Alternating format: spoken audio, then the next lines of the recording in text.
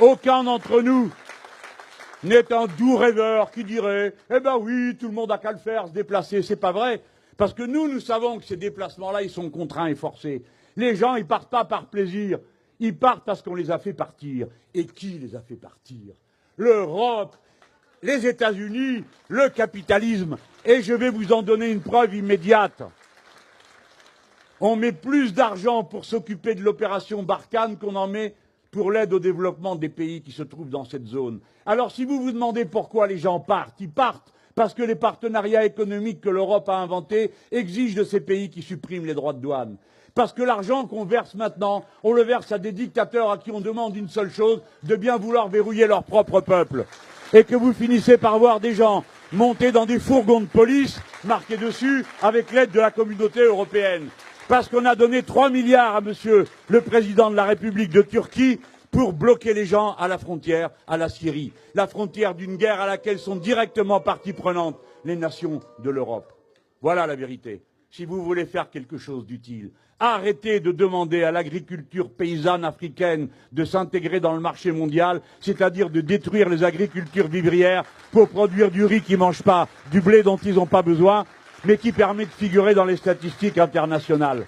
Si vous voulez faire quelque chose d'utile, arrêtez de faire des contrats de pêche qui permettent aux grandes compagnies européennes, moyennant finance à l'État considéré, pour aller ramasser tout ce qu'il y a sur les côtes, si bien que les pêcheurs qui ont vécu depuis des générations du produit de la pêche artisanale peuvent plus vivre, sont obligés de partir en ville, et de la ville de partir vers les pays où on leur dit qu'il y a du travail. On leur dit il y a du travail et vous serez riches, comme ils ont dit à mon arrière-grand-père, qui était un malheureux de là-bas du fin fond de l'Andalousie et qui est parti avec son bourricot, sa femme et ses 2 premiers gosses, parce qu'on leur a dit, vous allez voir, aller en Algérie, c'est le pays de cocagne. Et où ils sont allés travailler comme des animaux et où ils sont morts aussi pauvres qu'ils étaient en arrivant. Alors moi, je fais partie de ces Français.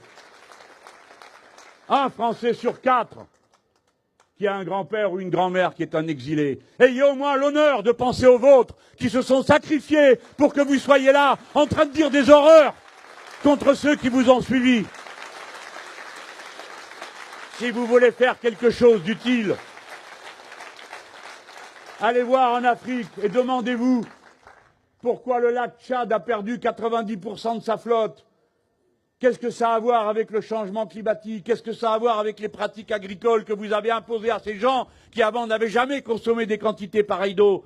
Si vous voulez faire quelque chose d'utile, qui empêche les anciens agriculteurs morts de famine et de détresse d'aller s'enrôler comme mercenaires dans d'invraisemblables bandes armées qui, sous couvert d'islam, terrorisent tout le monde, si vous voulez empêcher ça, permettez-leur de revivre dignement de leurs revenus, d'être d'honnêtes paysans, d'être d'honnêtes pêcheurs, d'être d'honnêtes artisans de toutes sortes qui travaillent autour de ces activités. Aidez à remettre de l'eau dans le lac Tchad parce qu'on sait comment faire. Et alors, c'est 5 pays que vous tirerez d'affaire. Alors oui, c'est vrai.